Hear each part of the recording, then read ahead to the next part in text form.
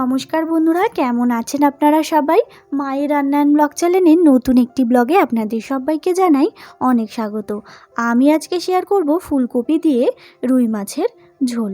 শীতের শুরুতে কিন্তু আমরা ফুলকপি দিয়ে নানান ধরনের রেসিপি তৈরি করে খেয়ে থাকি, তেমনই আজকে করব রুই মাছের ঝোল। আমাদের বাঙালিদের কিন্তু মাছের ঝোল খেতে ভীষণই ভালো লাগে, তাও যদি হয় এই রকম ফুলকপি দিয়ে। তো বন্ধুরা, এটি কোনো নতুনত্ব রেসিপি নয়, আপনাদের বাড়িতে প্রায়শই হয়ে থাকে, তবে আমি যেইভাবে করি সেটাই আজকে শেয়ার করব। তো চলুন ঝটপট রেসিপিটি শুরু করি। তার আগে আমার চ্যানেল এখনও সাবস্ক্রাইব করা না থাকলে অবশ্যই সাবস্ক্রাইব করে পাশে থাকা বেল আইকনটা ক্লিক করে রাখবেন। প্রথমেই নিয়েছি এইখানে রুই মাছটাকে ভালো করে ধুয়ে পরিষ্কার করে তারপরে দিয়ে দিচ্ছি লবণ এবং হলুদ। লবণ এবং হলুদটাকে কিন্তু ভালো করে মাখিয়ে আমি 5 থেকে 10 মিনিট রেখে দেব, যাতে মাছগুলোর ভেতরে লবণটা ঢুকে যায়। এরপর নিয়েছি কিছু উপকরণ। নিয়েছি সবার প্রথমে ফুলকপি, যেহেতু ফুলকপি দিয়ে করব তাই ফুলকপি নিয়েছি, আর নিয়েছি আলু আর ধনেপাতা এবং টমেটো। এরপর সরাসরি গ্যাসে একটি কড়াই বসিয়ে তার মধ্যে দিয়ে দিলাম পরিমাণ মতো সর্ষের তেল, ওই যতটা পরিমাণ তেল আর কি মাছ ভাজতে লাগে। তারপর তেলটা গরম হয়ে গেলে দিয়ে দিতে হবে লবণ এবং হলুদ মাখানো রুই মাছগুলো। আমি কিন্তু মাছগুলো তেলের মধ্যে ছেড়ে খুব ভালো করে মাছগুলো কিন্তু ভেজে নিচ্ছি। তো দেখুন বন্ধুরা, মাছগুলো কিন্তু ভাজাও হয়ে গেছে, আমি কিন্তু কড়া করে ভেজে নিয়েছি। এরপর তেল ছেঁকে তুলে রাখবো। তারপরে ওই মাছ ভাজা তেলের মধ্যেই আর একটু পরিমাণ তেল অ্যাড করে দিলাম, ওই ঝোলটা রান্না করতে যতটা পরিমাণ তেল লাগে আর কি।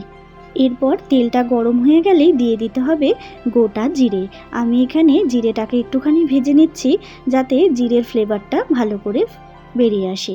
তারপর দিয়ে দিলাম লবণ, পরিমাণ মতো লবণ দিয়ে দিতে হবে কেটে রাখা ফুলকপি এবং আলু আর ফুলকপিটাকে দিয়ে আমি কিন্তু ভালো করে ভেজে নেব।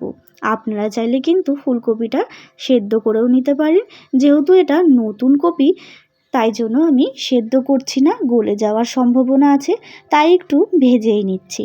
তো দেখুন বন্ধুরা, আমি কিন্তু আলু আর ফুলকপিটাকে খুব ভালো করে ভেজে নিচ্ছি। তো দেখুন আলু আর ফুলকপি ভাজা হয়ে গেছে, দেখতেই পাচ্ছেন কালারটা কিন্তু একেবারে চেঞ্জ হয়ে গেছে। এরপরে দিয়ে দিচ্ছি পরিমাণ মতো জিরে গুঁড়োটাকে কিন্তু আমি জলে ভিজিয়ে রেখেছিলাম, তাতে কষানোর সময় সুবিধা হয়, জিরেটা পুড়ে যায় না। তারপরে দিয়ে দিলাম পরিমাণ মতো হলুদ গুঁড়ো আর পরিমাণ মতো লঙ্কার গুঁড়ো। তারপর ঝালের জন্য দিয়ে দিলাম গোটা কাঁচা লঙ্কা আর দিয়ে দিলাম টমেটোটাকে কিন্তু আমি একটুখানি চিড়ে রেখেছিলাম। এবার ভালো করে সমস্ত মশলা কিন্তু কষিয়ে নিতে হবে। তো দেখুন বন্ধুরা, ভালো করে কিন্তু মশলাটা কষানো হয়ে গেছে, দেখতেই পাচ্ছেন কতটা পরিমাণ তেলও ছেড়ে দিয়েছে আর বেশ গা মাখা টাইপের হয়ে গেছে। এরপর দিয়ে দিচ্ছি পরিমাণ মতো জল, মানে যে যেরকম ঝোল খাবেন সেই পরিমাণ জল দিয়ে দেবেন। এরপর আমি ঝোলটাকে একটুখানি ফুটিয়ে নেব। তো দেখুন বন্ধুরা, ঝোলটা কিন্তু একেবারে ফুটে গেছে, দেখতেই পাচ্ছেন কতটা পরিমাণ পাতলা করেছি। যেহেতু ফুলকপি দিয়ে রুই মাছের ঝোল করব তাই একটু পাতলা করেই করেছি। দেখতেই পাচ্ছেন ঝোলটা ফুটে আসলে দিয়ে দিতে হবে ভেজে রাখা রুই মাছগুলো দিয়ে আমি একটুখানি সাজিয়ে দিচ্ছি মাছগুলোকে। তারপরে দিয়ে দিতে হবে ধনেপাতা কুচি। তো দেখুন বন্ধুরা, ধনেপাতা কুচিটা দিয়ে দিলাম। এরপর একটু ফুটিয়ে নেব, যাতে ধনেপাতার ফ্লেভারটা ভালো করে ঝোলের মধ্যে ঢুকে যায় আর মাছগুলোর মধ্যেও ঝোলটা খুব ভালো করে ঢুকে যায়। তো দেখুন বন্ধুরা, কথা বলতে বলতে কিন্তু এদিকে ঝোলটা ফুটেও গেছে, ধনেপাতার ফ্লেভারটা কিন্তু একেবারে ঝোলের মধ্যে করছে আর মাছগুলোর মধ্যেও বেশ পরিমাণে ঝোল ঢুকে গেছে।